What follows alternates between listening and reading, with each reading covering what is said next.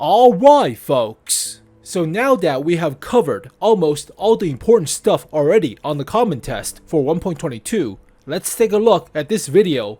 Wargaming will probably sugarcoat all the rest, so let's take a look. I haven't seen it, but let's speed this up, we don't have all day. So 1.5. The common test for the big update 1.22 is about to start. Everyone will find something of interest to them and try out the new features before they're released. Important changes to maps and vehicles, a new British vehicle branch, and other interesting activities in World of Tanks await you, and we'll tell you about them right now. One of the most intriguing new features is the new branch of British wheeled medium tanks. And yes, they're very different from the familiar French tanks. The roots of the branch spring from the Cruiser 4 tank. The first vehicles are the 𝗖𝗄𝗃 armoured car, a four-wheeled scout based on an artillery tractor, and the Staghound, a recon tank with a Crusaders turret. The FSV Scheme A is somewhat similar to its predecessor, but has 6 wheels and improved firepower. The Saladin at Tier 8 was produced en masse in the post-war period. It's armed with a 90mm gun and has a powerful engine. The 𝗧𝗿𝗶𝗶𝗄 1006 airborne tank is heavier and armed with a serious 105mm gun. Finally, the Concept No. 5 combines the best features of its predecessors. It's relatively quick and accurate, and can become a serious threat for any opponent. Despite having wheels, the Concept branch is closer to the CS63 and the Leopard 1 in terms of gameplay. The new Brits are mobile medium tanks. They don't have 2 driving modes that you need to switch between, and they can turn on the spot like tracked vehicles. You can mount a turbocharger, which will increase their already good forward and reverse speed. Their accuracy, stabilization, and aiming time allow them to play a medium tank role, and that means supporting your heavies. At the same time, their large size and mediocre concealment mean you won't be able to dash between enemies, while their low damage per minute will force you to keep your distance. Luckily, the view range allows for this. In a close-range duel, the Concept is inferior to most tracked tanks, but it can play its main role from afar if supported by allies. The Concept is hard to stop, as it has no tracks. At the same time, it's as easy to control as a tracked medium tank, thanks to its moderate speed, ability to turn on the spot, and lack of driving modes. This branch combines the advantages of different vehicle types. It's sure to bring you a new experience and special emotions. Researching the new branch will be more enjoyable with a World of Tanks Plus subscription. So we have already covered all the British wheel vehicles, their stats, their playstyle. They're mediocre, so might as well play Leopard 1s with better DPM, a whole lot better DPM. But whatever, we already covered a lot. It's dead horse being that crap to death. Now World of Tanks Plus subscribers will get a daily reward for logging into the game. That means you'll get more bonuses for the same price. You'll also get a more substantial reward every 5th day. Even if you miss a few days, the counter toward the big reward won't reset. Wait, what? That's it? Battle Pass Season 12 will also help you progress, as well as telling you what preceded the events in Murni 13. Try to figure out how the city's dark story began. Get rewards and upgrade progressive 3D styles for the Object 140, the M5Y, and the 𝗥𝗲𝗃𝗶𝗶𝗄 E100. Okay. Previously, the game's tutorial was monotonous and strictly practical. Now it's been replaced with stories. These interesting single-player missions with their own plot, and of course tank battles, will help players get to know the game and learn its basics. Try stories during the test, they definitely have something to tell you. After checking out stories, jump into intense clashes in Onslaught. Oh, God, no. In the common test, you can look forward to 𝗖𝗿𝗶𝗶𝗄, the first season in the yearly cycle. Now, Onslaught is a regular mode with its own progression. 𝗖𝗿𝗶𝗶𝗄 is the first of 3 seasons, by the end of which you'll be able to get some serious rewards, including reward vehicles with a unique style. For the first time, qualification will make an appearance. It consists of 10 battles that will define your starting rating. That rating will depend both on your performance in qualification and your rating in the previous season. Now, you won't have to start from the very bottom of the ranking ladder every time, because qualification will quickly determine your starting position. Additionally, Onslaught will bring rebalanced combat abilities as well as new maps and changes to old ones. Artillery vehicles will be disabled for Onslaught. The new season promises to be interesting. Let's get back to random battles. There are lots of changes to vehicles and maps to look forward to in the common test. Let's start with maps. Mountain Pass has undergone some significant changes, mainly to make the lower team stronger. Both hills for ambush vehicles have been changed, and many lines of fire at initial vehicle routes have been closed. The tank encounter area has been expanded and improved, and many new cover spots have been added. On Fisherman's Bay, the upper team's chances have been improved. The passage to the town has become safer, and some unnecessary houses have been removed. Some new bushes have been added in the central part of the map, and a new position has appeared in Sector K7. On 𝗧𝗿𝗃𝗃𝗶𝗃𝗄, the factory part of the map has been expanded. Now there's definitely enough space to put your armor to good use. The village has also become bigger. The ditch in the middle now provides tanks with better cover from fire from the depot. Oyster Bay has become more comfortable for the upper team. The direction has been changed in sectors E6 and F7. Some mountains have been enlarged to provide better protection against artillery fire. The position of some bushes and ship guns has also been fixed. On Muravanka, the balance between teams has been improved. A safe route to the forest has been added in sectors H7 to G8. Excessive foliage has been removed from certain places. The road with bushes has been moved closer to the lower team. In encounter mode, the spawn points and base have been moved. Back to original Cliff, spot. Live Oaks, Lakeville, Ensk, and Siegfried Line have all undergone various improvements. You can learn more about all the changes on the World of Tanks portal. Vehicle performance, as well as player feedback, are areas of our constant attention and effort. Using this data, we'll introduce changes that will affect various groups of vehicles in the upcoming update. We're dedicating attention to a wider audience and implementing changes to a number of premium tanks, researchable vehicles at mid-tiers and Tier 10, and also special Tier 10 tanks. The efficiency of excessively strong vehicles will be reduced, while the characteristics of tanks with insufficient performance will be improved. These changes aim to create a more balanced, varied, and fair gaming experience. The characteristics of several premium tanks have been improved so that their owners can feel more confident in battle. The following vehicles have been improved: the T26E5 and its copy, the Patriot, the AMX M449, and the Liberté, the T25 Pilot 1, the Turtle Mark 1, and all tanks based on the Centurion 1, the Primo Victoria, the STRV-81, the FV4202, and the Centurion 51 RAAC. A number of mid-tier vehicles that required pinpoint adjustments have also been improved. They are the AMX65T, the VK4502A, the T69, the M26 Pershing, the M41 Bulldog, the AT-15, the 110, the AMX AC-46, the Black Prince, and 2 Churchill tanks. This will make the path to your long-awaited Tier 10s easier. At Tier 10, some vehicles are unpopular due to their weak performance, while others are seen in battles frequently and clearly dominate on the battlefield. Moving toward balance, the characteristics of 4 Tier 10 vehicles will be adjusted in Update 1.22. The WZ-113G-FT has received a significant buff to its mobility and accuracy. The Object 268 version 4 is not so unstoppable anymore, with slightly changed top speed, durability, and armor parameters. In return, its hull traverse speed has been increased. The ST2 is now more interesting to research, thanks to increased damage per minute, better armor, and faster turret traverse. At the same time, the BZ-55 now reloads and aims for a little bit longer. Some of their predecessors in the tech tree have received similar changes. Oh, really? We receive a lot of feedback regarding the T95 FV4201 Chieftain and the Object 279 early. In addition, the number of these vehicles keeps growing every year. The statistics confirm that they're extremely effective compared to other Tier 10 tanks and can have a significant impact on the outcome of battles. This has been due to both their characteristics and the exceptional skills of the players who receive them. Considering the value of these tanks for their owners, the decision to correct their parameters wasn't an easy one, but it was long overdue and necessary.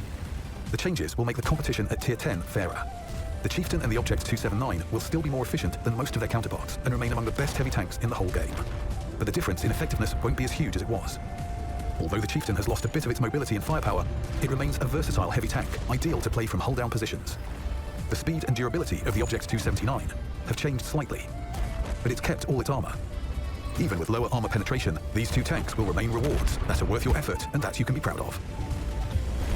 You can personally try all these changes on the test server. Your opinion is very important. Alright, enough of that. I mean, the only thing that's really different is the World of Tanks Plus subscription thing with a gift every 5 days or so. What the hell is that about? TS54, that's already there. They don't even say what kind of bonus, like what kind of gift you get for every 5th day. Oh, that sucks. Auto flipping is a thing. Alright, let's start from the beginning. It's a long ass article. We already covered most of the important stuff anyways. So British wheel mediums, covered that, yada yada. Onslaught, nobody cares. There is the 𝗏𝗃𝗃, CS63, but it's not in the game yet, so Pegasus. The only thing you really care about is reward vehicle, like with the 114 SP2 or concept number 5. Not the concept number 5, that's the car. The American concept heavy tank. Concept 1B. Where the hell is the Pegasus or the 𝗏𝗃𝗃? See, most importantly, your annual reward may include a special version of the CS63 with a crew stud. So it's just like CS63 with the style. They have a crew, but okay. I mean, you can get this normally, so what's the difference? Is it like the Chilling 5A in a sense, or Beijing Opera 113? I don't know, but okay. I mean, if you want it, then it's not a new tank. It's not a 114 SP2, so okay. Battle Pass already covered that with the Merely 13 changes to the vehicles. So yeah, We already covered all the changes. Practically, it's all the same. Other than the fact that they're also buffing or changing the lower tiers. Or at least they mentioned the change on lower tiers, like the 𝗧𝗿𝗶𝗶𝗄 as well. But I don't see that here. Do you have a patch notes? I mean, patch notes. Is the 𝗧𝗿𝗶𝗶𝗄 get changed? That's also a question. 𝗧50. Oh, they did. But they did not mention it. Interesting. They also nerfed the tier 7 SU100M1 out of the line. But did they mention that? It's a little bit different on the Russian server compared to the other servers. But there's no legacy vehicle buffs like with the T62A or AMX30B. Those are crazy, but they did not do that. Let's see. Oh, they did.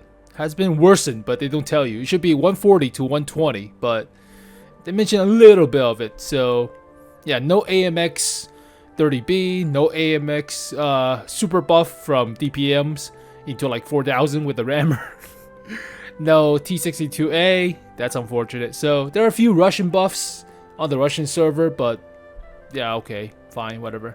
All right, maps. I mean, it's better than nothing, but you're just playing the same map, except it's a little bit different, so it feels half as fresh, I guess. Yeah, more cover is always nice, but everything becomes a corridor map, and everything favors super heavy tanks or heavy tanks. I mean, you cannot play tank destroyers anymore.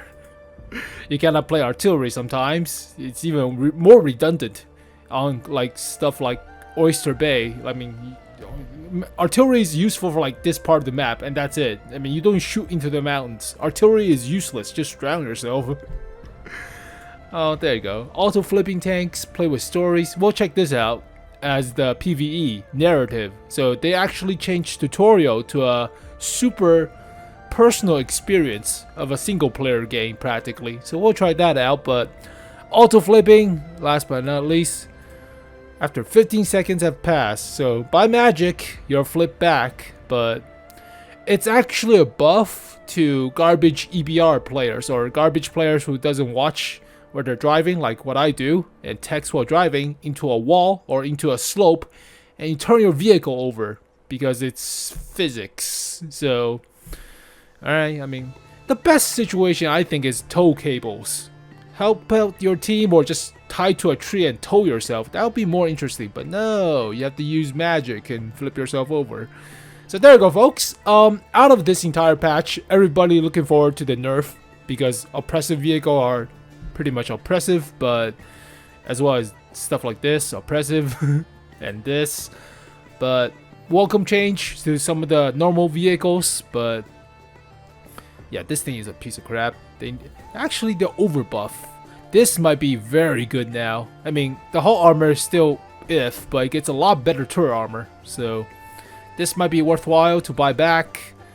And vehicles like the turtle will be a lot better premium. So overbuff the turtle dramatically, as well as the jumbo Pershing. The rest is okay. I mean, it's not bad, but it's just not even the hors d'oeuvres. It's just appetizers. Just measly, paltry levels of buff. This thing needs a freaking speed buff, like dramatically, but paltry level compared to the turtle as well as the jumbo Pershing. So okay, but whatever. Well, there you go, folks. We covered most of this stuff. It's not that surprising, but at least it's a lot of stuff to go through. This will last us until October with the Merely 13 stuff, but that's a micro patch. That's more of a point patch, like 1.22.1 compared to a big number. But these two patches will last us until Holiday Ops practically. So we'll probably see a few more premium tanks in the meantime. So vehicles for Holiday Ops, and there were auction rumors coming soon, but I mean, what the hell? They saw the Latta Stridsfordon on the EU server, and that was the tier 9 Swedish tank destroyer. Let's see if I can pull that up. So Sweden. Oh, I don't have the tech tree. I'm stupid. Alright, Latta Stridsfordon, we covered it earlier this year, around February or so, but Swedish tank destroyer. There it is. So I thought it was pretty good. yeah, I thought it was very good. It's accurate. Did they nerf it? Did they nerf the stats? Oh crap, I have to check that out. But I thought it was super accurate, and it was like 2,700 DPM. Did it get nerfed to 2,200? That would suck.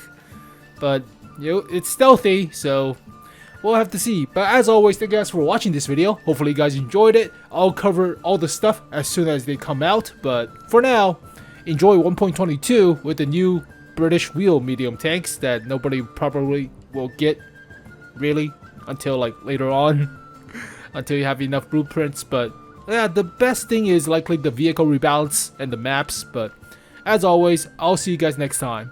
Peace. So, a quick note about the Latta Stridsfordon, but here is a screenshot on the EU server of this vehicle.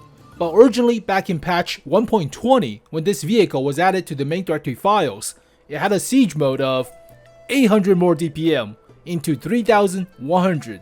So it gets a lot better DPM in siege mode, but the accuracy is not as good as actual S-tanks by like 0.05. So it's a little bit more wonky with the accuracy, but it's a larger caliber of a gun, so 120mm, but it got shadow nerfed. So into the recent common test, doesn't have the stats of the siege mode, so not even the accuracy or dispersion while moving. They might put it, but is it a bug? I have no idea. The same applies to the current patch on the live server, so when the hell did they shadow nerf this thing? 3,000 DPM was the gimmick in siege mode, so it has a lot more DPM, but it's slower, obviously, and not as accurate as actual S-tank. But there you go, folks. The Latta Stridsfordon. It is still a reward tank, not a premium, so not like the WZ-120 GFT at tier 9. So for now, might be auction, but supposed to be premium if it's auction. Who the hell knows? We'll have to wait and see, but maybe for the holiday ops boxes or the special gifts like the object 283. But the 283 actually sucks compared to this thing. We'll have to see.